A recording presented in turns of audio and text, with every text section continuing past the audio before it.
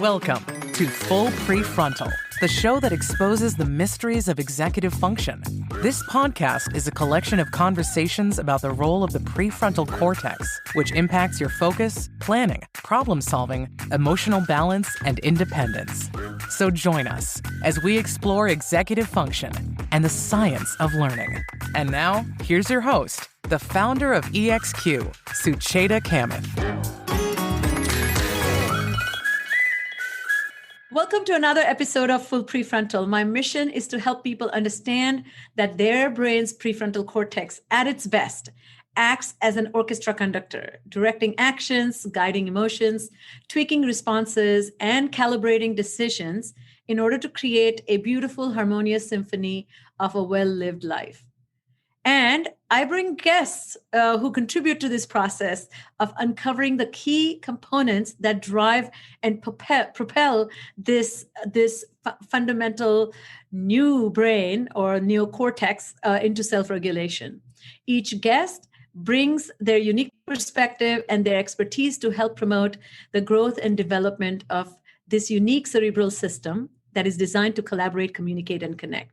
And it's my great pleasure to re-invite, I hope he didn't mind my imposition, but he has been on our podcast before and he's graciously accepted to come back. It's my great privilege and honor to welcome you, George McCloskey. Thank you very much, Susan. Appreciate it. You are a professor and director of psychology research in the School of Professional and Applied Psychology of the Philadelphia College of Osteopathic Medicine and holds Diplomate status with the American Academy of Pediatric Neuropsychology. He has amassed 40 years of experience in test development, teaching, research and assessment, and intervention with a wide range of clients, has developed comprehensive model of executive functions. And he is kind of a leading expert in how to conceptualize these ideas and how to actually apply them to everyday life, when particularly clinicians when they're working with clients, but also general philosophy with which he operates is very close to my heart. So it's a great pleasure to be with you. It's a real pleasure to be here with you as well. Always a lot of fun to talk about these topics, definitely. Truly. So, executive function skills are a set of mental skills used to manage our thoughts, our feelings, our behaviors to achieve goals that are designed by self for self. And my question is, today I wanted to kind of take the time to really talk about lifelong implications of executive function. Now that enough research has been focused in this particular domain, we understand the ramifications. Particularly, I wanted to share this research study by Moffitt and group that talked about 32 years later, they followed children from age 2, I think, for 32 years. And they found that self-control in childhood was directly related to better jobs, higher income, better health, stronger relationships, fewer run-ins with the law, prevention of teenage pregnancies, higher graduation rate. So let's dive in. How do you think about executive function when you think about at a global scale, and not from in our little offices when we are dealing with clients or patients? Well, I think it's we talk about frontal lobe functions in general. I think executive functions are a specific subclass of frontal lobe functions that really tie in with Daniel Kahneman's thinking of system 1 and system 2 thinking. And system 2 thinking is conscious, effortful, self-reflective, self-aware. And that's more what we're talking about here when we talk about executive functions, the ability to become consciously aware of what you're doing, when you're doing it, how you're doing it, so you can self-regulate more effectively. That's how I think of executive capacities. You think about our birth and the process of frontal lobe development and developing executive functions over time. When we started thinking about human development and how people develop, and we didn't have this concept of frontal lobe functions or brain development in mind. So a lot of the constructs and concepts in psychology that we've developed over the years and other fields too, have really been developed without thinking about the brain. Now that we know about frontal lobe functions and how they're involved, we can rethink a lot of things. For example, we know that we are born with certain temperamental presets. Scientific research says there are temperamental presets, and some of them are better than others. But then there's this idea that temperament morphs into personality, and that once you have your personality, it's essentially, immutable or unchangeable. And of course, that's some conventional knowledge, that wisdom has kind of been debunked. But I tend to think of it this way: as you're born with a temperamental set. When you're born, though, your frontal lobe begins to develop. And as it develops, it interacts with the environment. So over time, interacting with the environment, your frontal lobe produces what we call a pattern of behaviors or patterns of perceptions, feeling, thoughts, and actions that could be self-directed, could be under executive control awareness. So that essentially all the things that we do are simply external projections of our frontal lobe functions. And so personality is that external projection of what your frontal lobes have learned how to do to that point in time. And if you don't, you're maybe more of the temperamental set, but as your frontal lobe interacts with the environment, you can change that temperamental set, because it's not getting you what you want. It's not helping you be adaptive, or maybe it's helping you be very adaptive. So you emphasize it. So there are choices here that brains can make as they develop, and that frontal lobes can assist you in creating that way of accessing who you want to be and who you want to become. But if you don't believe that, then you think you're just being influenced by all these forces, and it's just personality. It's just who I am. It's my temperament. She was a difficult baby. She was a difficult child. Why do you think she'd be anything but a difficult adult? And so it's that temperament morphs into personality. But of course, what we know from people like Walter Mischel, who wrote the Marshmallow Test, the book, right, and studied self-regulation in 4-year-olds. He said, with 40 years in the field of personality research, one thing I can tell you is personality is not immutable or unchangeable. It changes all the time. And so once you realize that and open the door for the possibilities of change, no matter what age you are, you say, well, how do you change? And the answer is you change by changing your frontal lobe function. You change by taking control through executive control, consciously developing the capacity to become aware and understand what you're doing, what you aren't doing, and how you could self-regulate differently. But that requires those upper levels of executive control we've talked about: self-determination, goal setting, self-realization, realizing who you are, what you can do well or not, what you need to do to change, self-generativity, morals and ethics. Right. So these are all frontal lobe functions that we can, that will develop, system one thinking. There's moral choice that's happening in a brain. Are you aware of the moral choices you're making? That's system two thinking. That's executive control. Frontal lobe functions that enable us to take control of that process are different than just frontal lobe functions that operate. Let's take a pause here and kind of dive deep into a couple of things you're saying, which are so profound and really meaningful for anybody who wants to either promote the development of executive function or is in business of supporting the development of somebody else's executive function. So what I'm really loving is this idea that the brain and environment exchange interactions, and how mostly the brain is changing or getting reshaped or is responding differently based on the environmental demands or based on environmental pushback or not cooperating environment. And that is that adaptive flexibility. So let's talk about the delay in developing these skills. Certain prefrontal systems are not wired to adapt quickly enough, so that they have greater setbacks. So for example, a child who doesn't get a cookie and throws a tantrum, and then the mom can't stand to see the child crying, so she gives in and gives the cookie. So now the child can learn to cry loudly so that he gets the cookie, or mom can tolerate the crying a little bit longer, and the child continues to cry but doesn't get the cookie and says, okay, well, maybe I can do something else. So there's different ways things can go, but some brains are more wired to hang back or tolerate the pain. And I was reading somewhere this work about executive function, time management, procrastination. And I read this great sentence that said, all time management is pain management. So if you look at all goal attainment, is our failure to attain goals is all about managing the pain of not getting to the goal fast enough, right? And some people are able to some people are able to push that goal, keep the goal, but push through the obstacles. Some people just give up the goal and move to a new goal. So what are your thoughts about that ability to shape the environment, and some people some people meeting the barriers or failures immediately kind of give in or not do that? Yeah. Well, I think that, when I say the frontal lobe interacts with the environment, part of that environment is the most important is the relationship with others, and it starts with attachment.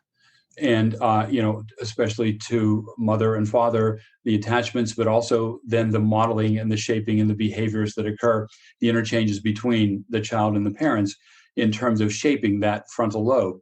And there's a lot of very basic behavior management here, because for younger brains, they are not making their own decisions. They're being guided through that process. So it's a stage of external control. It's that stage where we're helping a frontal lobe develop and learn what are the best strategies for it to use to have positive outcomes. But we're helping it learn that and teach it that, and we're shaping it in very important ways. Consistency being so important, right? We know that if it's important for a behavior not to occur, then when that behavior occurs, then you take immediate action. You can give the warning. First warning, second warning. If I go to 3, this is what will happen. 3 comes, you must do it. Age 2, putting peas up their nose at dinner, out at a restaurant, right? If you do that again, don't do that again. This is your first warning. Second warning, don't do it. If you do that again, we will leave the restaurant. My food comes. The child at age 2 makes this calculation in his brain. Dad's food just came. He won't do anything about this. Pea goes in the nose. We leave the restaurant. So lesson learned. In other words, don't mess with dad. Consistency is important. If I say this is going to happen, it will happen. There's nothing more important to me than helping you learn what you need to learn, not even my food. So that food will be left at the table and we will leave the restaurant. And some parents won't. See, then they'll go, well, and now we got this variable ratio reinforcement where sometimes they do it, sometimes they don't. So now you just keep pushing, and you've got a kid who's going to push the limits as much as they can.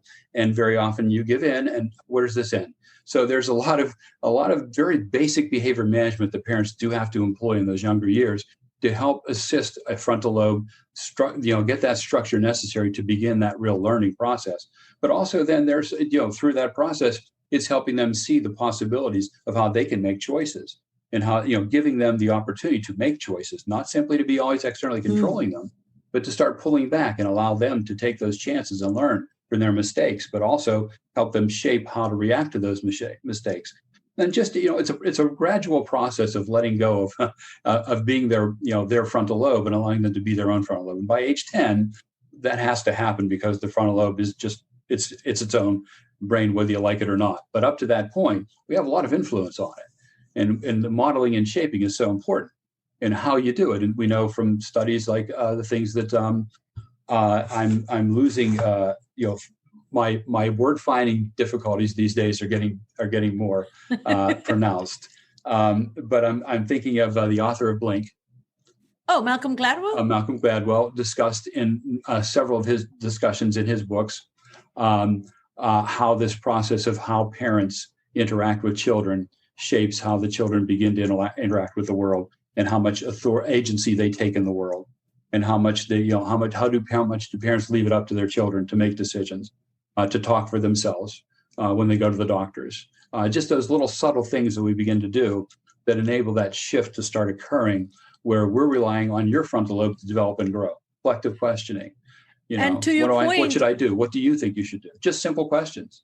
Yeah. And to your point, research shows that executive function skills are more important for school readiness than our IQ or entry-level reading or math in kindergarten. And much more that requires 2 primary skills: impulse control and ability to follow instructions. And so can you talk a little bit about these 2 particular skills in early age? And we can walk through implications like that. But it's so profound, yet completely misunderstood is this capacity to follow instructions. That has all the underlying skills of executive function, focus, working memory, ability to conceptually create some kind of a roadmap map of execution, organization and planning of thoughts. When don't open the window if the door is closed, requires you to restructure, look at the door first, then look at the window. You know what I mean? So Sure. Talk a little bit about these in the beginning stages of kindergarten, how that matters. Well, I think some things that stymie parents and sometimes even teachers and professionals is that there seems to be this idea. You say, well, he can't follow instructions. And it's this mindset of they either can follow instructions or they can't. We don't think of it as a process that needs to be learned. It's a skill. Following instructions is a skill that you learn. So how about we teach you how to follow instructions, but how about we do it in a fun way so that we get your brain to start doing it a lot. And now it's really easy to do it, but you had a lot of fun while you were doing it. So playing Simon Says, just playing basic games, freeze tag, other kinds of games that teach brains to follow instructions. The more you do it, the better at it you get. These are neurons in the brain that need to strengthen and grow and develop. And the more they fire together, the more they wire together.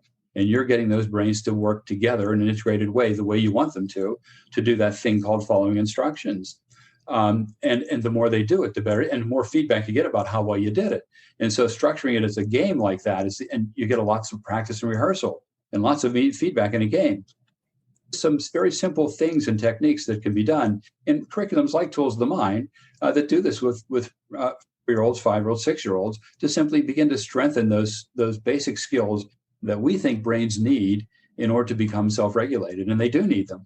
And it's not enough to simply tell the brain, do this. You need to do this more. You need to show it how to do it. And then we see that transfer from if you can do it in the game, when I ask you to do it over here, it usually follows that the brain can now do that. But it needs that the underutilization of neural networks is a problem. If you don't do it much, you're not doing it, which means your neurons aren't firing in the right pattern. So you're underutilizing the capacity that's in your brain. It's not that you have a developmental delay. It's that you haven't done this much. And so children come to school at age 4, not having been asked to do a lot of the things that we want them to do now to self-regulate. And it's a matter of helping them catch up in the sense of getting them to do it more in the first few months of school so that those neurons that are undeveloped, underutilized, can start being used more effectively, start grow and strengthen, and start those connections that leads to just basic, appreciate that if you learn how to do this at age 4, 5, 6, 7, by the time you're 8 or 9, it's automatic. You don't have to think, you don't have to be consciously aware of how to do these things, how to inhibit impulse responding, how to pay attention. Your brain is so good at it, it can just do it. Now you can focus on when should you be doing it, that executive function piece. But the skill piece can be automated. If it's not, and you don't even know how to do it, then we have to teach you how to do it. And some children at age 8 haven't learned how yet. And I love what it's our job to do it, right? Teach them how to do it. Yes. And I really love the nuance that you pointed out here, that following directions is a skill. It is not something inherent to being a human. It is something that you it's not natural. No, it's not natural. And it's a marriage between that respect that you have for the person, and love and respect maybe, but also I like to call them as joint goals. In younger years, that one of the responsibilities that parents have, as well as educators have, is to help children appreciate that your job is to cooperate. That is your job. And your entire premise of your early development is cooperation. You have no other goals. Eating candy may be a secondary goal, but cooperate is a primary goal. So in effort to cooperate, you need to follow instructions. I am not the boss of you. I am not owning you, but by you following me, you are going to learn and develop, but you have only one goal. Your goal is to not follow my directions. Your goal is to cooperate with me. And I think if you define it that way, then you can actually not hyper-focus on failure to follow instructions, but you can see that I cannot cooperate because I don't know how. It's a different language now than you're not following directions, than getting the child in trouble for behaviors.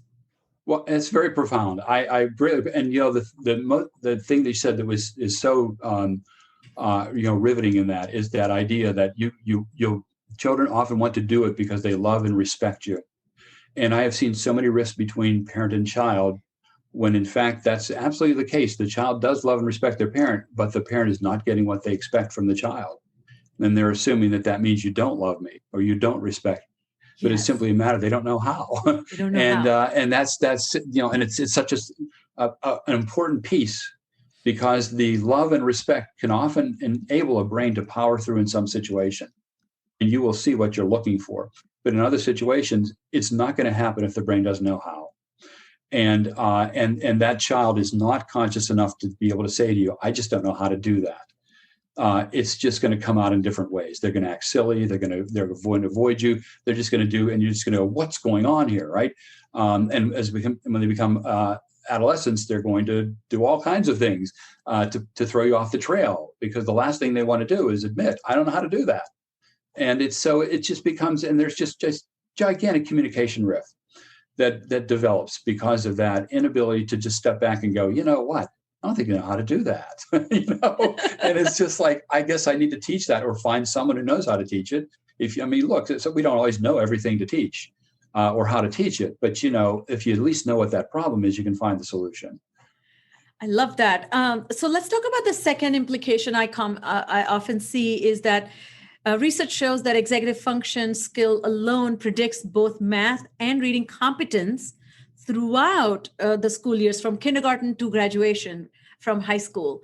And it's not a particular, math class. It's not science ability. It's not language arts ability. It's the executive function, which is your ability to manage your learning and your ability to fulfill expectations others have of you, which is a way of measuring how well you understood and learned something.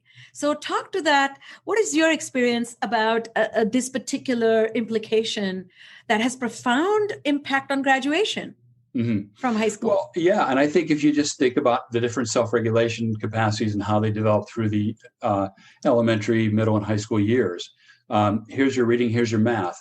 But if you're able to pay attention and sustain attention as long as you need to, probably going to benefit both of those, isn't it? If you are able to inhibit impulse responding, to be able to shift, be flexible in your thinking, discontinue ongoing activity when necessary, you're probably going to do better in math and reading. If you can find your errors and correct them, if you can monitor yourself to make sure you find them, if you can monitor yourself to make sure you're paying attention when you need to, if you can find the right balance in all the things that you do, if you can learn that you have a memory system and learn how to use it and manage it, and you can learn how to plan and organize and make decisions and generate solutions, wouldn't all of those things benefit your reading and your math? And so we realized there's these aspects that develop that are not part of the curriculum in terms of content or subject area, but they're a hidden curriculum. We expect you to be able to do more of these as you go through school, and yet we don't teach them. We don't tell you about them. We just notice that, in fact, if you have them, you do better in reading or math. Isn't that interesting, right? The best students do seem to have really good executive functions. In fact, we ask parents and teachers to rate students' executive functions and also to rate them on how good a student they think they are. It's no surprise that the students that parents and teachers rate as being very good students have the highest executive function ratings. And students that are rated by their parents and teachers as not very good students have extremely poor executive functions, or are rated as having poor executive functions, because they go together in adults' minds. But what they don't see is that they don't just naturally grow together, and you don't develop self-regulation simply because you're learning how to read or how to write or how to do math. But if you do learn how to self-regulate, you'll be able to do all those other things so much better. You know what? Another important point that you're making about this is that in order to know, in order to do well, let's say in math, the best way rather others know I'm doing well in math is when I'm tested. And the best way I can show what I know is to apply my understanding on paper to produce. But to show what you know is executive function.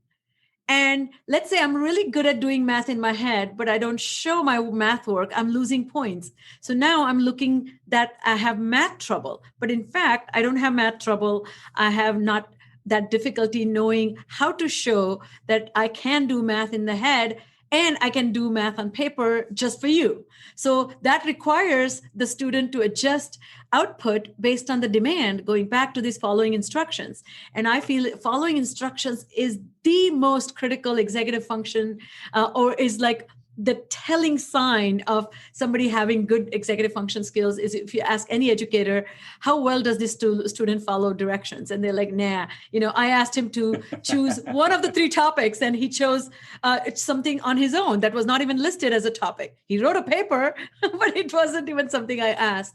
I'll tell you one funny story that when recently in my trips to India, Indian environment academic environment has become extremely competitive.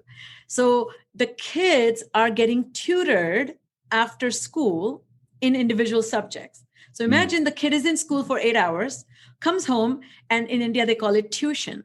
So every kid, in order to perform well on formal tests, they are getting tutored for another 4 hours every day. Yes, it's the general education model in Japan. To come home and go to school for 4 more hours. Yes. Oh, okay. That's the norm. You're familiar with that.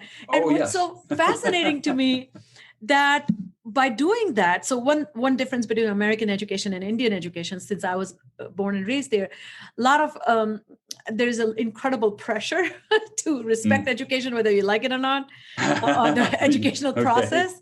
And that seems to be an avenue to get a break from life. And in America, there's a lot of like my parents would have freaked out if I had said, I'm going to take a little sabbatical. I'm going to take a year off. They would have chopped my head off.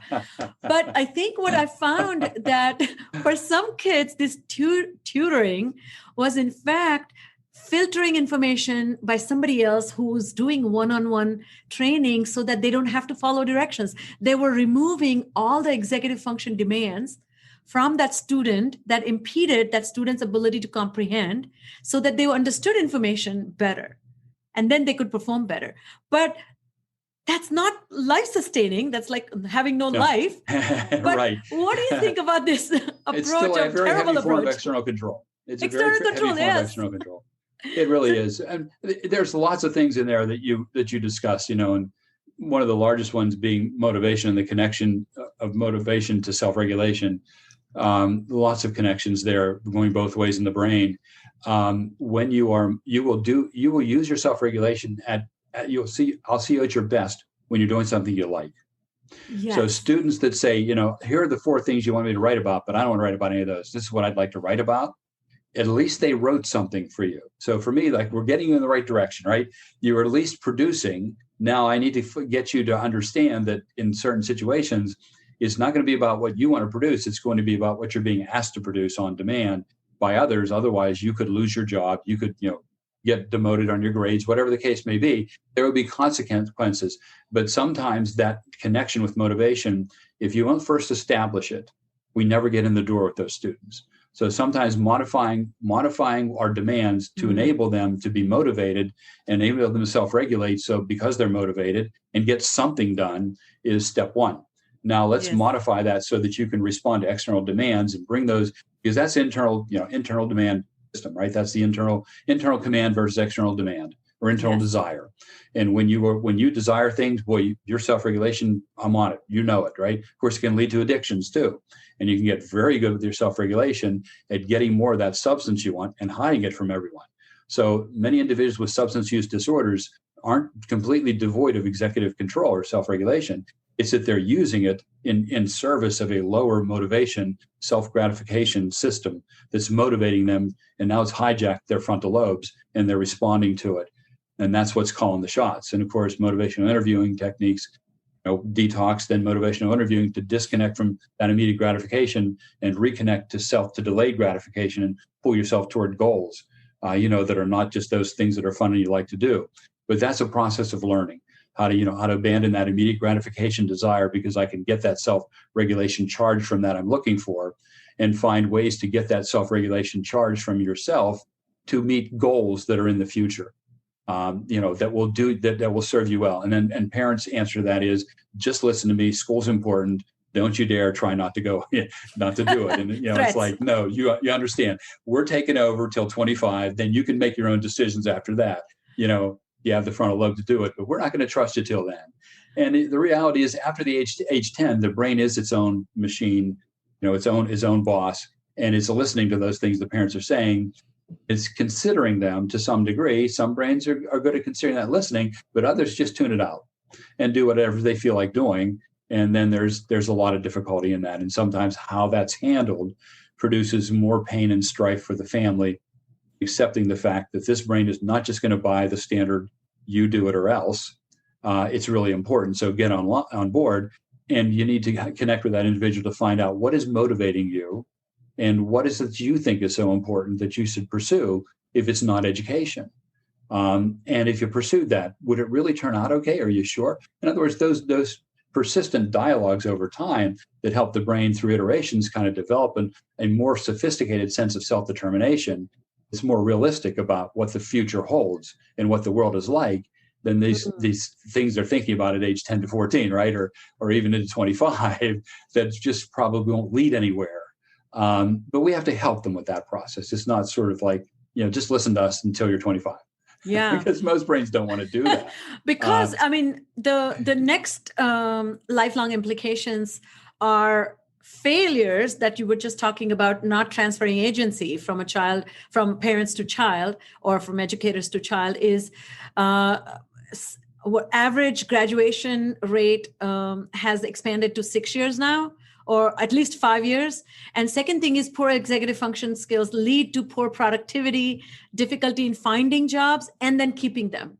So it's such a profound thing to remember that, maybe you can get the kid graduated. I guess what I was reading somewhere that a college degree now is equivalent to high school degree 40 years ago. So it's really not going to guarantee any type of a ladder, or you're not going to be on the third rung of the ladder simply because you graduated from college. Yeah, I think that's there's a lot of truth to that. That there's a degree of education that we are forcing individuals to go through to be at the minimum level of acceptance to get in the door to some jobs. But at the same time, there are studies that came out of Harvard a few years ago about you really need to think about this college thing, because it's an investment in a lot of money that doesn't always pay off. Because some of those jobs that you get in the door on are never going to pay back what you just spent. And also, there are many things that people do. We are 40 plumbers down in Berks County here where I live. There are not enough there, which you call a plumber to come and fix your, right? You got to wait a long time. And I was talking to our plumber, and he said, there's people are just not going into training. This is good money. This is a stable job that will never go away. And there are jobs out there. And the problem is that we do not give to those jobs the dignity that they deserve. We are now beginning to understand what it means to be an essential worker, like the people that bag groceries and do things, at grocery stores that some people don't give a second thought. But here's the thing. Those are essential jobs. They need to be done because people need food, and the system needs to deliver food to people in certain ways. You think there's all kinds of jobs you can do.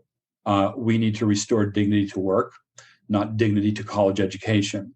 Exactly. And one of the most disappointing things was for me to hear a president several years ago say, college is the ticket. Everyone should go to college. No, everyone shouldn't go to college. In fact, you know what the graduation rate is for college right now? What? In the United States? 29%. Oh my God. 29% of Americans hold college degrees. 4-year degrees are better. 40% try, 29% succeed. So, and you'd think it was much higher the way we talk about college, that it's this thing you have to have or you're no one. And see, that's a problem. When we communicate that way to people, it starts a riff, and it begins this concept of elitism, and it's kind of led to some of the things that we see today. But the idea of, it's not about whether you're college educated. It's about, what do you want to do? What do you have to do to get there? And now there are multiple paths, and some of them involve college and some of them don't. And one is not better than the other. It's, what do you prefer? Let's think about that. Let's talk about it. I love the book was published a few years ago called, now a decade ago, shop class as soul craft. Oh, And just really? the idea that, construction trades, electrical individuals who are, electricians, plumbers, others who just have manual trades and skills that the rest of us don't have. That's not something that should be, denigrated in any way, because we all need it. I always joke, I can read the manual, but I can't fix my car. That's Yes. the thing. This isn't about how well you read. It's about whether you can fix cars. And if you're really good at that, where do you learn that you're really good at that? And where do you start valuing that about yourself until you leave high school? Because up until the end of high school, it's all about the reading, writing, and the math that you're not doing very well. And for some people, we do not give them any path to dignity before they graduate from high school. In fact, we just communicate them. There's winners and there's losers. You're a loser because you're not on the path we think you should be on. And I think that's a major problem. We really, and it doesn't mean you don't have good executive functions either. It's really that it's a values issue. What do you value? And education has trumped work. Yeah. And I think we need to return dignity to work. I love no that. matter what you do. McCarthy Genius Grant winner Will Allen. I don't know if you know his foundation. I'm not familiar with his work. Oh my God, you're going to love it. He's got a nonprofit called Growing Power, and he has such an interesting story of growing up on a tiny farm, I think in Pennsylvania, if I'm correct. And he said, since age 5, I was hauling chopped wood. And then when I was a teenager, I was like digging and sowing seeds and single seed becoming a tree. I watched that, but I was ashamed of it. I was embarrassed by it. And I used to kind of really hate it. So when I left high school, and he was actually, it was so funny because he said that at age 12, for the first time, his older brother got hold of a basketball. He had not even seen a basketball. He had never stepped on a basketball court. So on their farm, they put a little like makeshift basketball hoop and they practiced. And he said, if you missed that shot, the ravine, it was like such a slow grade gradient that it would be going straight to the river. So you had to be really good at that. So they major response cost. That's right. And so they both practiced, and then he turned out to be an amazing basketball player. Went to college as a basketball star, and then eventually. But what he said, that number one thing that he learned from his experience is to work with his hands. And when he swore he's never going to return to the farm. He's like, I can't stand it. Nobody does it. I'm a loser. I'm doing that. And then suddenly one of the days, one of his teammates said, hey, this weekend, I'm going to work on this little, I have a little, not farm, but even like garden in the backyard. Would you help me planting? And he says, it rekindled my love for planting. And then he, in the urban area, he's kind of in Wisconsin, he's gotten a big farm, and he employs now inner youth to learn farming. And the reason I'm telling you this is, I think, just to your point, that we undervalue skilled workers because we think all workers need to be knowledge workers. That is absolutely a myth. But second thing, if you think about the motor strip, which is right next to prefrontal cortex, entire coordination, your execution in doing comes from having to move your muscles to produce. It's not just thinking, it's producing. If you don't produce, it's not executive function. So to me, I feel not enough training at home happens where how to change a light bulb, how to actually take fix the lid of a trash bin, how to fix the wheel of a bin that's not rolling down or it's like toppled one way. Those are the things that I feel not enough attention is paid and not enough value. We are taking lamps and throwing them away instead of fixing them at home. Mm-hmm. And I just feel that's such a lost cause that, you remember trade school, you probably are old school like right. I am. Oh yes. In the 80s, they got rid of it, which is such a loss. A lot of people I worked with after brain injury, they couldn't do the jobs that they were designed originally, but there was no training to do something else. So it's a profound loss. It's coming back. VOTECs are coming back in certain parts of the country, recognizing we have a population that needs jobs. And employment is more important than education, and in that sense of empowering you to be able to fend for yourself, we need to ensure that people have access to jobs, and there are jobs out there. And I think, in some places, Bucks County, they have an overflow of electricians, right? There's lots because there's so many people, but here in Berks there's not. And interestingly, in order to get into the Technical Institute here, you need to be a good student. So it's not, you need to be academically capable to get into the VOTEC, so that that group of students that's not so academically capable but really needs employment is being disenfranchised from that possibility of employment because they're losing the seats in the VOTEC. And I think that's that thinking that's just it's muddled thinking, right? We really need to figure out how to help all of our students grow and develop some set of skills that's usable. And the earlier the better. I just love those stories, and I can relate to so much of it. Absolutely. I mean, there's just things and that's those life experiences that we seek out that teach us so much. My first year in high school, I had basically the conglomeration of 7 paper routes. So I did the job of what 7 different paper boys would do, but I had hired 2 people to do it with me. But I had a 1.9 grade average. But a 1.9 grade average. Really? So you get, there's just things you focus your attention on.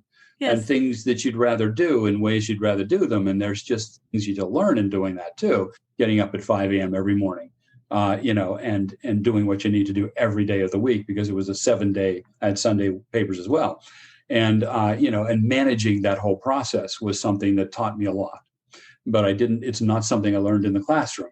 It's something that I wanted to learn and know how to do and think about, and how to grow it and how to get it as big as I wanted it to get, because I had a certain number in mind, right, of what I wanted to hit. And so it's just so the things we do, once we become self-determined, the things that we choose to do that sometimes are undervalued by teachers, by parents, that signal to you, this is something you should be encouraging. And help find ways to kind of balance that out. After freshman year, I figured that one out, but then getting more 1.9s. But for a while there, it was just, and there was some other things happening too that I had to deal with that were, that most children didn't have to deal with. And so you realize there's just things that life throws at you, and you look to your parents for assistance and, or to yourself. And if your parents are not thinking that that's something they want to give assistance to, or your teachers or whoever you look to, that can be a real problem for you. Yeah. And it's just that we miss the opportunities to connect and to strengthen self-regulation and frontal lobe functions with individuals when we turn away from the things that they are most interested in. Those are the things they're most connected to. You say something that just struck a chord with me. I think when I was growing up, in my house, we were 3 siblings, and no matter rain, shine, you may have final exams, it may be first day at school, you may have broken your arm, didn't matter. And that sounds a little bit brutal of my parents, but we were required to set the table, clean the house, do the chores, including mopping, folding clothes. And this is old fashioned. We didn't have a washer or dryer. We would hang the clothes on the clothesline. And in the rain, in the whole monsoon, which is 4 months, you would have to transfer the clothes.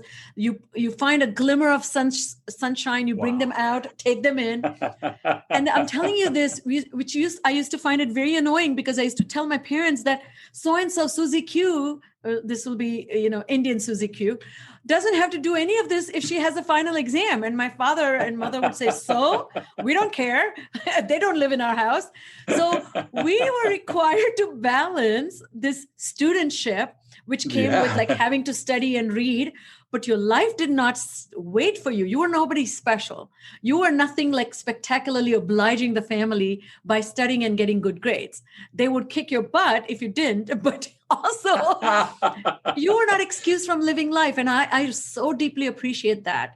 I find that and this is a hilarious story. You're going to fall out of your chair. But a friend of mine, we recently were talking like last year, and she also grew up in another part of India. And she said to me that when I would be studying, My mother would be putting my shoes on and tying shoelaces. My father would be feeding me from a bowl. This is 12th grader, okay? I'm not talking about like a 2-year-old. Oh my. And her brother would be holding her book so she can read. This is to make her most efficient student. I'm like, what? So yes, I think she's very smart and talented, but absolutely that is affecting her parenting, the way she's raising. She's doing the same thing to her kids, that agency that you were talking about. Well, I cannot believe we have yapped and still not managed to finish the lifelong implications. But George, you're just an incredible wealth of knowledge and wisdom. And I'm so grateful to be able to banter like this with you. As we close, do you have your two favorite books that you recommend to our listeners? Last time you get amazing recommendations. Oh, wow. Yeah, we talked about that a little at the beginning. And I was thinking about that. And on my list right now, I just really enjoy the writings of Stanislaus Dehaene. I love Stanislaus. And he consciousness, his Consciousness in the Brain is a great book for reading, but also he just has a new one out called How We Learn. Why brains learn better than any machine for now. And it's a great read on learning in the brain. And so there's a lot of things we talk about here may not be directly referred to as executive functions or executive control. In fact, there's probably a little different perspective on that that Stanislaus Dehaene has, but than I do. But it's a great read. I would recommend that to anyone. And I do think that in these times right now, Joseph Ledoux' book on called Anxious, which came out a few years ago, is a good read. And I've been doing a number of workshops recently on anxiety and stress, especially given the times that we're living in and the way we're living them, and just finding time to understand the emotional system, how it reacts itself, but then also how a cognitive system can be involved in emotions as well, in a positive and negative way. And so you can negatively influence your emotions with your thoughts, or you can positively influence your emotions with your thought. And so, taking control of that process of what you're thinking and how you're thinking it, and understanding those connections between the frontal lobes and the amygdala and the hippocampus are really critical, for understanding, how to really take control of emotions and how to deal with them. And also the idea of, self-talk, the things that you say to yourself, and taking control of that, externalizing it and talking to worry. And the deep breathing that you can do that's so critical, and the body relaxation, body scans, just techniques for calming the mind, so that you can strengthen that capacity for executive functions to take over and assist you in that time when you starting to feel anxious and worried and fearful. This is a process that can come under conscious control. And you can get good at regulating it, and you can get good even at turning it in a way that enables you to kind of like take advantage of it and use it as a motivating factor to increase your self-regulation to achieve what you want. So these are two pretty good books, and I just long lists of things to read, and you just gave me two more I got to look into, which is great. I just love getting recommendations for reading. So many over the years I can reflect back on so many things that I've read because someone said to me, "This is a really good book. You should read it." And wow, they were right.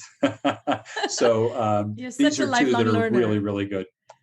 Well, I can proudly say I have read 50% of the recommendations. Stanislaus Dehaene is one of my favorite neuroscientists, and the Numbers on the Brain is the only one I have read. I've kind of slipped. I guess I need to catch up and pick up. But he's got there's 4 now: Reading in the Brain, the Number Sense, Consciousness in the Brain, and now this one, How We Learn.